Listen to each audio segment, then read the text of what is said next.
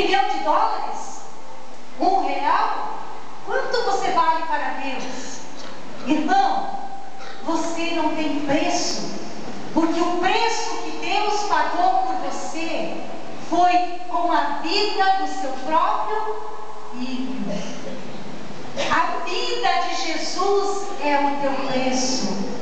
Deus te comprou, e te comprou pelo sangue de Jesus. Este é o teu valor. Por isso que você tem grande valor. Por isso que você é importante para Deus. Você é importante. Para o mundo, muitas vezes nós somos o quê? Um número, alguém a mais na massa. Mas para Deus não. Você é único. Você é singular. Você é único para Deus. Você tem um grande